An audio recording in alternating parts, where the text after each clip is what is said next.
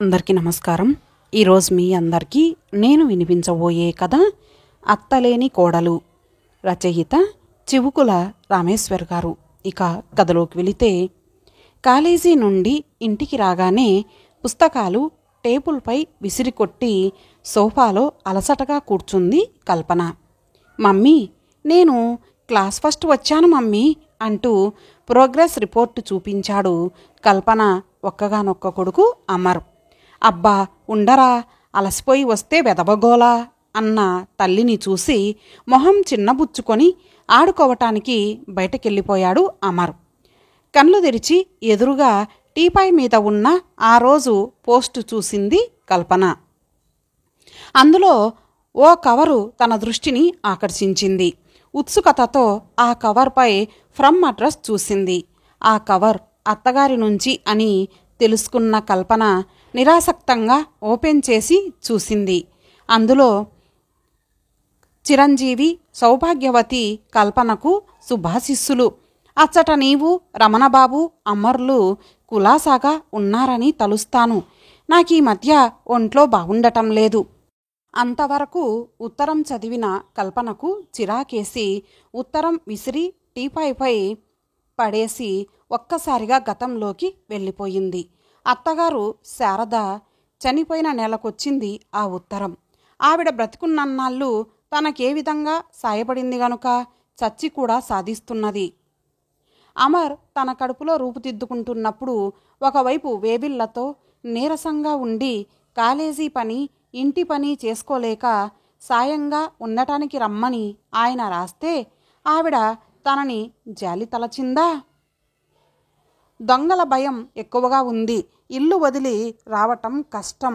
ఎవరైనా వంట మనిషిని పెట్టుకో అని ఓ ఉచిత సలహా పారేసింది. తన పుట్టింటి నుంచి ఏ సాయమూ లేదు. వారు సాయం చేయలేకపోవటానికి కారణం ఉన్నది. ఎందుకంటే తల్లిదండ్రులు లేని తనను అన్నయ్య చదివించి పెళ్లి చేశాడు. పిల్లలతో సతమతమయ్యే వదిన తను రాలేనని రాసింది. అప్పటికి పురుడు మాత్రం పోసి పంపింది. మెటర్నిటీ లీవు 3 నెలలు అవగానే ఆయన గారు నాకు హోటల్ తిండి పడటం లేదని హడావుడిగా పసివాడితో సహా తీసుకువచ్చారు. అమర్ పసివాడిగా ఉన్నప్పుడు పడ్డ పాట్లు తను జీవితంలో మరచిపోలేదు. తను పనిచేసే కాలేజీ స్టాఫ్ రూంలో పసివాడిని పెట్టుకొని అబ్బా ఎన్ని అవస్థలు పడ్డానో. అప్పటికి వెధవ ఉద్యోగం మానేద్దామా అని కూడా ఆలోచించింది తను. కానీ ఒకరి సంపాదనతో సంసారం గడిపే రోజులా ఇవి? వేన్నీళ్లకు చన్నీళ్ళలా ఇద్దరం సంపాదించబట్టే ఈ రోజున తాము ఓ ఇల్లు ఏర్పరచుకోగలిగారు. ఇంట్లో లేని వస్తువంటూ లేదు. Fridge, cooler, colour TV, washing machine ఒకటేమిటి అన్నీ ఏర్పరచగలిగాం. ఆవిడ ఇక్కడికి వచ్చినా 4 రోజులుండి కొంపలంటుకుపోయేలా వెళ్ళిపోయేది. నాకు తోచటం లేదంటూ. నిజానికి తన దగ్గర నిక్షేపంలా ఉండొచ్చు తను. కానీ ఆ అనుభవం లేకుండానే వెళ్ళిపోయింది. కర్మకాండలకు అక్కడకు వెళ్ళినప్పుడు తెలిసింది ఆవిడ హఠాత్తుగా తిరుగుతూనే చనిపోయిందని, ఎవరి చేత చాకిరీ చేయించుకోకుండా. అనుకుంటూ కల్పన డ్రెస్సింగ్ టేబుల్ దగ్గరకొచ్చి అద్దంలో మొహం చూసుకొని ఉలిక్కిపడింది. అరే, ఎంత మారిపోయింది తను! కళ్ళ క్రింద చర్మం నల్లని కప్పు వేసింది. పాపిటలో అక్కడక్కడ మెరుస్తున్న తెల్లని వెంట్రుకలతో 2 పక్కల తల నెరిసిపోయి తను కూడా వార్ధక్యంలో పడుతున్నట్టు హెచ్చరించినట్లయింది. ఏమిటిది? తనకు 35 ఏండ్లకే ముసలితనం వచ్చేసింది. ఒక్కసారిగా కల్పనను నిస్సత్తువ ఆవరించింది. మనసంతా ఓ విధమైన డిప్రెషన్కు గురి అయింది. దీనికంతకు కారణం తన అత్త కదూ. తన దగ్గర ఉంటూ తనకు సాయంగా ఉన్నట్లయితే తను షైన్ అయ్యేది కాదు. కాలేజీలో గొంతు పోయేట్టుగా హిస్టరీ పాఠాలు అరచి అరచి ఇంటికి రాగానే ఎదురు చూసే ఇంటి పని. రాత్రి ఏ 10, 11 అయ్యేది శ్రీవారి సేవ అనంతరం పడుకోగానే. ఆడదాని బ్రతికింతేనా? కల్పనకు రమణపైన, అత్తగారిపైన విపరీతమైన కోపం వచ్చింది.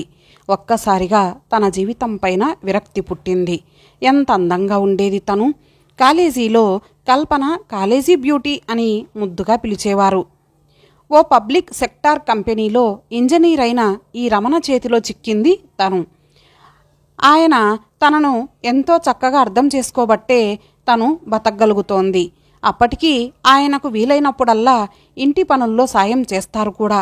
అటువంటి రమణకు తనను చూసి ఇస్తారా అని అన్నయ్యను అడగటంతో ఎగిరి గంతేసిన అన్నయ్య వెంటనే పెళ్లి జరిపించాడు. ఏమిటోయ్ అలా కూర్చొని నిద్రపోతున్నావు అంటూ లోపలికొచ్చిన రమణ మాటలకు ఉలిక్కిపడి తన ఊహాలోకం నుండి భూలోకంలోకి వచ్చింది కల్పన. ఏమీ లేదు, కాస్త నీరసంగా ఉంటేను. ఎంతసేపయింది మీరొచ్చి అన్నది. ఇప్పుడే. కాస్త కాఫీ ఇస్తావటోయ్ అంటూ డ్రెస్ మార్చుకొని బాత్రూంకి వెళ్ళిపోయాడు రమణ. అరే ఏమిటివాళ, ఏమైంది తనకు అనుకుంటూ కల్పన కాఫీ చేసి తెచ్చి టీపాయ్పై పెట్టబోతూ అసంపూర్ణంగా చదివిన ఉత్తరంలో అత్తగారు ఇంకా ఏమి రాసిందో అని కుతూహలంతో చదవసాగింది. అందులో, సరే, నా ఆరోగ్యం గూర్చి రాసి మిమ్మల్ని బాధపెడుతున్నా కదూ కల్పన. నా మీద నీకు చాలా కోపంగా ఉండి ఉంటుంది. ఎందుకంటే మీరు అక్కడికి వచ్చి ఉండమని అడిగినప్పుడల్లా నేను తిరస్కరించడం జరిగింది. దానికి కారణం రాస్తున్నా చదువు. ఈ విషయం నీకు ఎందుకు రాస్తున్నానంటే నేను నిన్ను పరాయిదానిలా ఎప్పుడూ చూడలేదు కాబట్టి.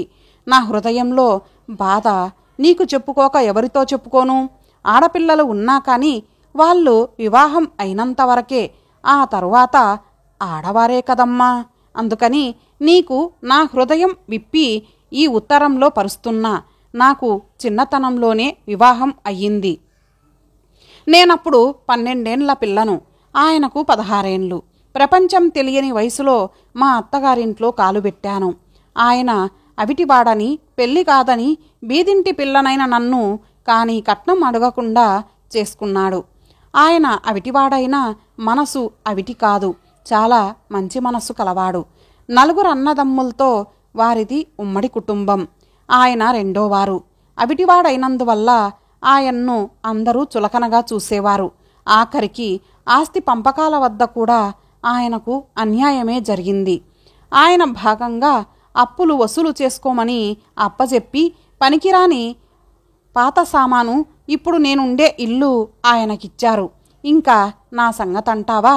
అవిటివాడి పెళ్ళాం అందరికీ లోకువా అన్నట్లు ఇంటెడు చాకిరి నాపై వేసేవారు నా తోడికోడళ్ళు.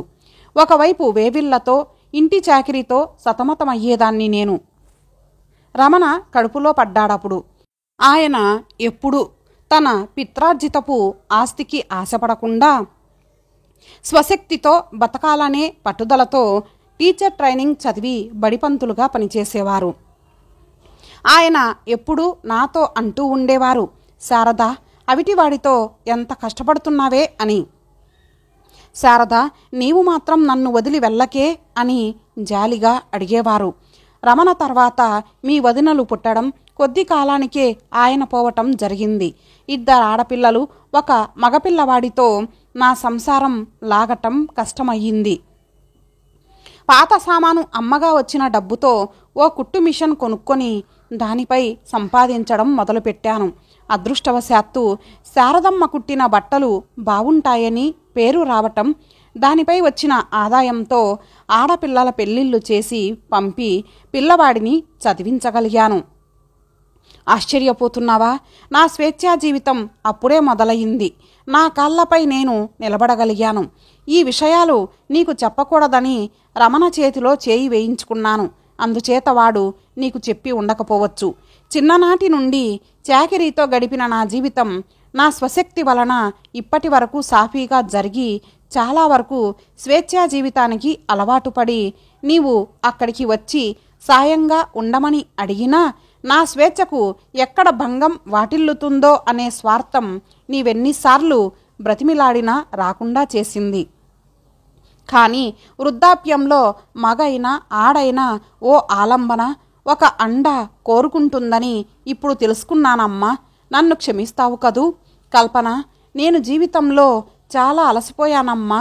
నాకు విశ్రాంతి కావాలి. అందుకే ఓ నిర్ణయానికి వచ్చాను. నాకు కూతురైనా నీవే, కోడలైనా నీవే. ఇక నీ చల్లని ఒడిలో విశ్రాంతిగా కాలం వెళ్ళబుచ్చుతాను. నీకు సాయానికి కాదమ్మా నే వచ్చేది. నీ సాయం కోరుతూ నేనే అక్కడికి వస్తున్నా. ఇక మిగిలిన విషయాలు అక్కడికి వచ్చినప్పుడు నీతో మాట్లాడతా. అమర్కు నా ముద్దులు చెప్పు. రమణబాబును మీ క్షేమ సమాచారాలతో ఉత్తరం రాయమను. నీ ఆరోగ్యం జాగ్రత్త. ఇట్లు శారద. కల్పన కళ్ళు జలపాతాలయ్యాయి. ఏమిటోయ్ ఏడుస్తున్నావు అంటూ కంగారుగా రమణ అడుగుతూ కల్పన చేతిలో ఉత్తరం తీసుకొని చదివి, ఓస్ ఇంత మాత్రానికేనా అన్నాడు. మీకంత మాత్రంగానే ఉంటుంది, అంతా తెలుసు కాబట్టి అన్నది దుఃఖాన్ని దిగమింగుకుంటూ కల్పన. అది కాదోయ్ అంటూ దగ్గరకు తీసుకోబోయాడు రమణ.